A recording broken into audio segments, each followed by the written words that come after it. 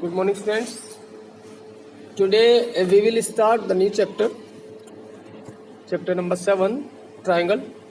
And in this chapter, we will learn about the congruence properties about the triangles. What is the congruent triangles? Okay. So, first of all, we have to know what is congruent triangles. Congruent triangles क्या होते हैं ये हम सबसे पहले जानने की कोशिश करेंगे। तो कॉन्ग्रुएंट ट्रायंगल अगर मैं अपनी भाषा में बोलूं तो सेम टू सेम ट्रायंगल्स को कॉन्ग्रुएंट ट्रायंगल्स बोलते हैं। सेम टू सेम ट्रायंगल्स यानी कि सेम टू सेम का मतलब ऐसे दो ट्रायंगल है। कॉन्ग्रुएंट ट्रायंगल कभी एक नहीं होता, ध्यान रखना, कभी दो ट्रायंगल कॉन्ग्रुएंट होते हैं, कम से कम दो ट्रायंगल्स, ठीक है ना। तो दो ट्रायंगल कॉन्ग्रुएंट होते हैं, तो कॉन्ग्रुएंट का मतलब है बिल्कुल हमें सेम ट्रायंगल्स लेने हैं। सपोज दैट मैं एक ट्रायंगल ये बना देता हूँ यहाँ पे,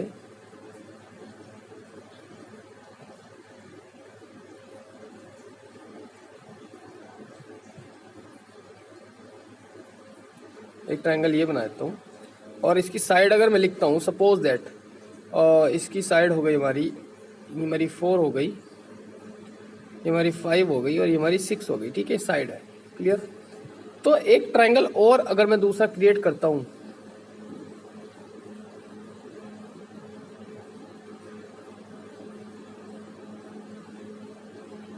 एक और मैं दूसरा ट्रायंगल क्रिएट किया, इसकी जो साइड है ये साइड 4 है, ये साइड 5 है और ये साइड 6 है।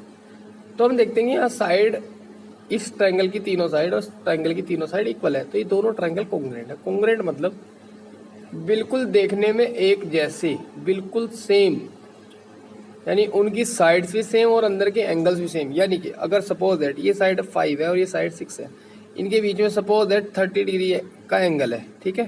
तो यहाँ पे इस ट्रायंगल में भी जो 6 वाली साइड है, 6 सेंटीमीटर और 5 सेंटीमीटर वाली साइड है, इन दोनों के बीच में 30 डिग्री का ही एंगल आएगा, क्लियर। तो ये बात आपको पता होनी चाहिए। यानी कि ऐसे ट्रायंगल्स जिनकी तीनों साइड्स भी सेम होती है और तीनों एंगल्स भी सेम होते हैं, वो कॉन्ग्रुएंट ट्रायंगल्स हमारे कहलाते हैं, क्लियर ना, बिल्कुल सेम। बस वो है कि वो दिखने में तो सेम है लेकिन वो रखे अलग अलग तरीके से होते हैं। कोई किसी तरह से रखा हुआ है, कोई किसी तरह से रखा हुआ है। मतलब किसी का सपोज दैट अगर मैं आपको बोलता हूँ एक ट्रायंगल है ABC, ठीक है, और दूसरा ट्रायंगल है PQR, ठीक है, सपोज दैट ये है, और मैं कहता हूँ कि जो इसकी AB साइड है वो इसकी साइड QR के इक्वल है और जिसकी AC साइड है वो इसकी PR के इक्वल है और BC साइड इसकी इसके इक्वल है, ठीक है, यानी कि BC साइड PQ के इक्वल है। तो इट मीन्स ये ट्रायंगल तो कॉन्ग्रुएंट है क्योंकि साइड, तीनों साइड आपस में इक्वल है। तो उस प्लेस क्या है इसका, A जो वर्टेक्स है, इनको वर्टेक्स बोलते हैं। कोई भी ट्रायंगल हो उसके जो कोने होते हैं उसको वर्टेक्स बोलते हैं, ठीक है। तो जो A वर्टेक्स है इसका ये ऊपर है और यहाँ पे ये R वर्टेक्स को कवर कर रहा है, A वर्टेक्स, क्योंकि देखो ये double dot circle, double dot और सर्कल, इनके बीच का जो पॉइंट है यहाँ पे A है और यहाँ पे R है, तो इसका मतलब A पॉइंट जो है वो R को कवर करता है, ठीक है। चलिए इसके बाद में तो एक कॉन्ग्रुएंट हुए, यानी ऐसे दो ट्रायंगल कॉन्ग्रुएंट होते हैं जो बिल्कुल साइड्स में भी और एंगल्स में भी हमेशा सेम होते हैं, ठीक है। तो यानी कि इसमें टोटल दो ट्रायंगल्स में टोटल हमारी 3 डायमेंशंस और 3 एंगल्स होते हैं, ठीक है ना। यानी कि किसी भी कोई भी ट्रायंगल है हमारा, उसमें 3 डायमेंशन और 3 उसकी एंगल्स होते हैं। डायमेंशन मतलब 3 साइड, तो टोटल हो गए 6। हमारे पास टोटल 6 प्रॉपर्टीज हैं, यानी कि 6 कोई भी हमारे पास चीज़ें हैं, यानी कि 3 उसमें ट्रायंगल हैं और 3 हमारे उसमें एंगल्स हैं, जो टोटल हमारे पास 6 आइटम्स हो रहे हैं। 6 आइटम्स में से अगर हम कोई भी 3 आइटम इक्वल दिखा देते हैं, सपोज दैट 2 ट्रायंगल है मेरे पास, इस तरह के 2 ट्रायंगल है और इन 2 ट्रायंगल के मैं कम से कम 3 आइटम इक्वल दिखा देता हूँ। 3 आइटम मतलब दोनों ट्रायंगल्स की कोई भी एक एक साइड इक्वल दिखा दो, यानी सपोज दैट ये वाली साइड सपोज दैट ये वाली साइड में इस साइड के इक्वल दिखाती है, एक साइड इक्वल दिखा दी हमने, यानी कि दोनों ट्रायंगल्स की एक एक साइड इक्वल दिखा दी, तो उसको बोलते हैं एस, एस मीन्स साइड। और फिर इसके बाद कोई एंगल, ये हमने इक्वल दिखा दिया एंगल, यानी कि दोनों ट्रायंगल्स का कोई भी एक एंगल इक्वल दिखा दिया, ठीक है। उसके बाद में एक और साइड हमने इसकी इक्वल दिखा दी, दोनों ट्रायंगल्स की, ये वाली साइड, सर्कल वाली साइड इस सर्कल वाली साइड के इक्वल है, तो ये होती है हमारी SAS प्रॉपर्टीज, ठीक है ना। SAS कॉन्ग्रुएंस रूल, ये NCERT में पेज नंबर 113, ठीक है ना, 113 पे, सॉरी 113 पे ये है प्रॉपर्टी SAS। प्रूफ भी इसका कराएंगे, बाद में कराऊंगा प्रूफ, पहले हम इसको से क्वेश्चंस करेंगे।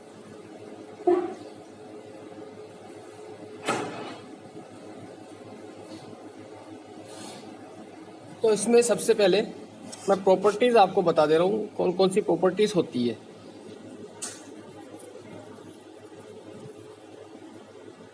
तो SAS जो रूल बोलता है वो कहता है दोनों ट्रायंगल की एक एक साइड इक्वल दिखाओ, दोनों ट्रायंगल के एक एक एंगल इक्वल दिखाओ, और दोनों ट्रायंगल की एक एक साइड और इक्वल दिखाओ, यानी कि दो साइड्स इक्वल दिखाओ और एक एंगल इक्वल दिखाओ, ठीक है ना। दोनों ट्रायंगल का, एक ट्रायंगल का, दोनों ट्रायंगल का, ठीक है। तो एक प्रॉपर्टी तो ये होगी हमारी SAS। दूसरी जो प्रॉपर्टी होती है हमारी वो होती है हमारी ASA, angle side angle property, यानी कि दोनों ट्रायंगल के एक एक एंगल इक्वल दिखाओ, फिर दोनों ट्रायंगल्स की एक एक साइड इक्वल दिखाओ, और फिर दोनों ट्रायंगल्स की एक एक एंगल और इक्वल दिखाओ, ठीक है। SAS प्रॉपर्टी हमारी आती है, ठीक है। इसको बोलते हैं हम साइड एंगल साइड प्रॉपर्टी। ये होती है हमारी एंगल साइड एंगल प्रॉपर्टी, ठीक है ना। चलिए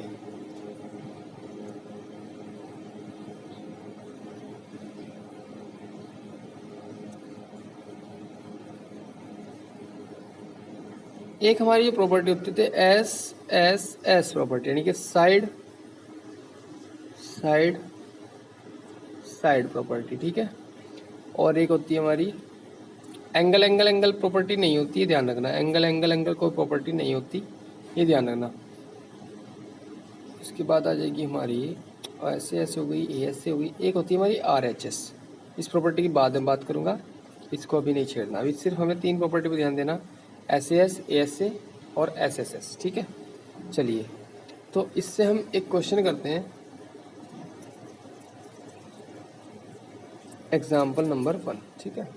अच्छा, दूसरी बात, एक और बात मैं बताना भूल गया। सपोज दैट ये कोई ट्रायंगल है ABC, ठीक है, और एक ट्रायंगल है हमारा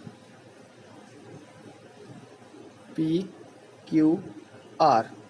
हमने क्या करा, सपोज करो, गिवन है, क्वेश्चन में गिवन है कि इस ट्रायंगल की AB साइड और इस ट्रायंगल की PQ साइड इक्वल है। फिर क्वेश्चन में गिवन है कि इस ट्रायंगल की एंगल B इस ट्रायंगल का एंगल Q इक्वल है, ठीक है। उसके बाद क्वेश्चन वाले ने कहा कि इस ट्रायंगल की BC साइड और इस ट्रायंगल की QR साइड इक्वल है। तो हमने देखो, या नहीं कहा तो हमने शो कर दिया, हमने ये चीज़ें शो कर दी, ठीक है। तो यहाँ पे ध्यान दो, PQ साइड AB साइड के इक्वल है, ठीक है। Angle B angle Q angle B को कवर करता है, ठीक है। यानी कि अगर मैं इस ट्रायंगल को PQR को इस तरह से लिख सकता हूँ, यानी कि थोड़ा सा इसको घुमा दूँ, इसको एंटी क्लॉकवाइज डायरेक्शन में घुमा दूँ, तो ये PQR ट्रायंगल ऐसा बनेगा, PQR, ठीक है। इस तरह से बन जाएगा कि PQ साइड AB के इक्वल, एंगल Q B के इक्वल, और ये C के इक्वल। क्लियर ना। तो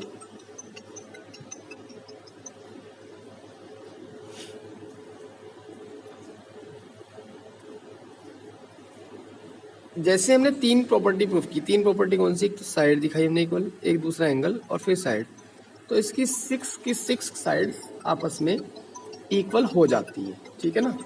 यानी कि हमने तो तीन से प्रूफ कर दिया कि ये तीन प्रॉपर्टीज हैं, तीन आइटम से प्रूफ कर दिया कि ये ट्रायंगल और ये ट्रायंगल आपस में कॉन्ग्रुएंट है, यानी बिल्कुल इक्वल है, सेम टू सेम है, बिल्कुल सेम टू सेम है। तो ऑटोमेटिकली इसकी जो बाकी 3 आइटम्स है वो भी ऑटोमेटिकली इक्वल हो जाते हैं। तो यानी कि अगर एंगल बी एंगल क्यू के इक्वल है तो एंगल सी जो है वो किसके इक्वल हो जाएगा, एंगल आर के इक्वल हो जाएगा। एंगल ए किसके इक्वल हो जाएगा, एंगल पी के इक्वल हो जाएगा। और ए सी साइड किसके इक्वल हो जाएगी, पी सी साइड के इक्वल हो, पी आर साइड के इक्वल हो जाएगी। तो ये जो 3 आइटम से हम कॉन्ग्रुएंट प्रूफ करते हैं और इन 3 आइटम की वजह से जो बाकी 3 आइटम है वो ऑटोमेटिकली इक्वल हो जाते हैं हमारे, तो उसको बोलते हैं corresponding parts of congruent triangles. ठीक है ना, क्या बोलते हैं, corresponding parts of congruent triangle. Corresponding मतलब जो उनकी जगह पे आ रहे हैं, करस्पॉन्डिंग पार्ट्स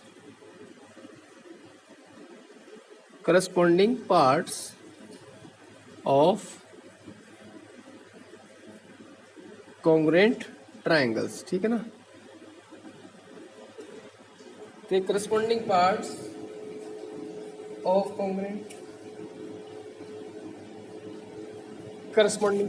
कॉन्ग्रुएंट ट्रायंगल्स, यानी कि इसको शॉर्टकट में हम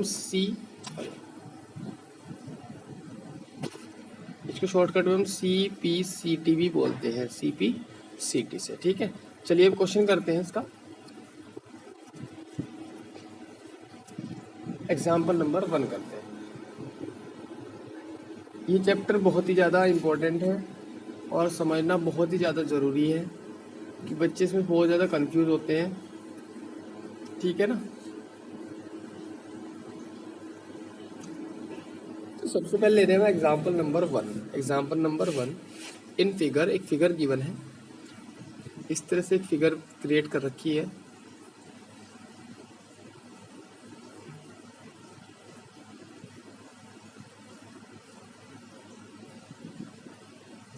इस तरह से एक फिगर क्रिएट कर रखी है, लिखा हुआ है A B C D और O, इस तरह से फिगर क्रिएट है। और लिखा हुआ है in figure OA is equal to OB, यानी OA साइड जो है वो OB साइड के इक्वल है, and OD is equal to OC, OD side OC side के इक्वल है। ठीक है, तो कह रहा है प्रूफ करो AOD ट्राइंगल, यानी ऐसे लिखा हुआ है शो दैट ट्राइंगल AOD, यहाँ पे इस तरह का एक साइन बनाया हुआ है, ट्राइंगल BOC, इस तरह से हमें प्रूफ करना है। तो ये जो साइन लगता है ये वाला ये कॉन्ग्रुएंट ट्राइंगल का साइन होता है, किसका, कॉन्ग्रुएंसी का। तो इसका मैं मतलब प्रूफ करना है कि AOD जो ट्राइंगल है वो BOC ट्राइंगल के कॉन्ग्रुएंट है, यानी बिल्कुल इक्वल है, बिल्कुल इक्वल। ठीक है ना, हर चीज से इक्वल। तो ये होता है कॉन्ग्रुएंट, हमें प्रूफ करना है, कॉन्ग्रुएंट का साइन लगा हुआ है। और हमें उसके बाद प्रूफ करना है कि AD जो है वो पैरेलल है BC के, यानी कि ये वाली साइड इस वाली साइड के पैरेलल प्रूफ करनी है। ठीक है, चलिए फिर पैरेलल वाली तो बात की है, सबसे पहले हम कॉन्ग्रुएंट प्रूफ करेंगे। ठीक है, AOD को, यानी कि ये जो ट्राइंगल है इस ट्राइंगल के इक्वल प्रूफ करना है। ठीक है, चलिए तो 2 चीजें तो ट्राइंगल्स की इक्वल गिवन है इसमें। भाई एक बात सुनो, अगर मैं AOD ट्राइंगल को अलग बना दूं, यहाँ पे अलग बना रहा हूँ मैं OAD, इस ट्राइंगल को अलग बना दूं और इस ट्राइंगल को अलग बना दूं यहाँ पे OBC, तो देखो जरा OA साइड यानी इस ट्राइंगल की OA साइड और इस ट्राइंगल की OB साइड आपस में इक्वल है, तो दोनों ट्राइंगल की एक साइड इक्वल हो गई। तो लिख देंगे सबसे पहले in triangle AOD and triangle BOC। ठीक, तो हम देखते हैं यहाँ पे OA साइड OB साइड के इक्वल है, यानी कि एक ट्राइंगल की OA साइड और दूसरे ट्राइंगल की OB साइड आपस में इक्वल है। क्लियर, क्यों है इक्वल, ये गिवन है, हमें नहीं पता, उसने क्वेश्चन में दिया था तो हमने लिख दिया गिवन है। ठीक है, इसके बाद पहले वाले ट्राइंगल की OD साइड और दूसरे वाले ट्राइंगल की OC साइड भी आपस में इक्वल है, ये भी इसने दिया था। ठीक है, तो 2 आइटम तो इक्वल गिवन है। एक आइटम देख लो कौन सा, इनके बीच का एंगल, दोनों साइड्स के बीच का एंगल देखो, ये आपस में इक्वल है। क्यों, क्योंकि ये वर्टिकली अपोजिट एंगल्स है, दोनों वर्टिकली अपोजिट एंगल्स है। कौन से होते हैं वर्टिकली अपोजिट एंगल, जहाँ भी 2 लाइंस आपस में कट करती हैं तो वहाँ पे वर्टिकली अपोजिट एंगल्स बनते हैं। तो लिख देंगे ट्राइंगल और ध्यान रखना हम लेफ्ट हैंड साइड पे इस ट्रायंगल की प्रॉपर्टीज लिख रहे हैं। तो इस एंगल का नाम होगा angle AOD। AOD is equal to angle BOC यानी कि ये वाला एंगल। तो ये क्यों इक्वल है, लिख देंगे वर्टिकली अपोजिट एंगल्स। ठीक है, तो कौन सी प्रॉपर्टी लगी, साइड एंगल साइड प्रॉपर्टी लगी। तो हम ऊपर लिख देंगे, यहाँ पे इधर लिख रहा हूँ, इधर फिगर रफ कर रहा हूँ, तो यहाँ पे लिख दूंगा मैं by SAS rule triangle AOD is congruent to triangle BOC। ठीक है, तो ये हमने फर्स्ट पार्ट इसका प्रूव कर दिया। ठीक है, यानी कि ओवरलैपिंग देखो, ओवरलैपिंग मतलब अगर मैं इस ट्राइंगल को ऐसे सीधा कर दूं, यानी कि ये तो हमारा OAD था और इस ट्राइंगल को OBC को सही कर रहा हूँ, मैं से लिख रहा हूँ O, यहाँ पे B आ जाएगा, यहाँ पे C आएगा, क्योंकि OB OA के इक्वल है तो B इधर ही आएगा, OA OB के इक्वल है तो B इधर ही आएगा। ठीक है, अगर OA जो है OC के इक्वल होती है तो C पॉइंट को मैं B की जगह लिखता और B पॉइंट को C की जगह लिखता। ठीक है, तो ये इस तरह ट्राइंगल बिल्कुल सेम हो गए, यानी कि ट्राइंगल्स को सीधा कर लेना चाहिए, उससे हमें करस्पॉन्डिंग पता चल जाता है कौन किसके इक्वल है। अब यहाँ पे देखो जरा, एंगल A किसके इक्वल आ गया, एंगल B के इक्वल आ गया, एंगल A किसके इक्वल आ गया, एंगल B के इक्वल आ गया। तो यहाँ पे मैंने सीधा कर लिया, मैं इसको रफ करके ओरिजिनल फिगर बना रहा हूँ, what is the original figure. तो यहाँ पे ओरिजिनल फिगर इस तरह से थी, यहाँ पे लिखा हुआ था A B और D और यहाँ पे C, यहाँ पे O। तो हम देखते हैं कि यहाँ पे A, अगर मैं यहाँ से बात करूँ, एंगल A किसके इक्वल है, एंगल B के, यानी कि ये वाला एंगल इसके इक्वल है नहीं है। क्यों है, क्योंकि CPCT की वजह से है, करस्पॉन्डिंग पार्ट है, यानी उसी जगह पे आ रहा है सेम, ये एंगल इस जगह पे आ रहा है बिल्कुल सेम, तो इसको बोलते हैं CPCT यानी करस्पॉन्डिंग पार्ट। तो हम यहाँ लिख देंगे angle A is equal to angle B, यानी इधर लिख दो CPCT से, corresponding part of congruent triangles. ठीक है, CPCT लिख देते हैं यहाँ पे इस तरह से। और ये दोनों अल्टरनेट एंगल्स भी हैं इन दोनों साइड्स, यानी CB यानी BC और AD का अल्टरनेट एंगल्स है। तो हम क्या कर देंगे, यहाँ पे लिख देंगे सो these are alternate angles और अल्टरनेट एंगल्स और इक्वल भी हैं। तो जब अल्टरनेट एंगल्स इक्वल होते हैं तो वहाँ में जो लाइंस होती हैं जिनकी अल्टरनेट एंगल हैं वो क्या आती है, आपस में पैरेलल होती है। तो सो AD पैरेलल टू BC। मैंने एग्जाम्पल नंबर 1 आपको करके दिखाया है। अब इसकी हेल्प से आप लोग, मैं स्क्रीनशॉट भेज दूंगा, एग्जाम्पल नंबर 2 समझेंगे, एग्जाम्पल नंबर 3 समझेंगे, नहीं समझ में आएगा मैं कल भी इसकी वीडियो बनाऊंगा। और उसके बाद से आप लोग एक्सरसाइज 7.1 के क्वेश्चन नंबर 1 to 3 4 क्वेश्चन तक करोगे, ओनली 4 क्वेश्चन करने, 1 2 3 4 5 6 7 8 क्वेश्चन थोड़े टफ है, वो मैं बताऊंगा अपने अकॉर्डिंग। ठीक है ना, मतलब बताऊंगा, उनके हिंट दूंगा बाद में नेक्स्ट वीडियो में।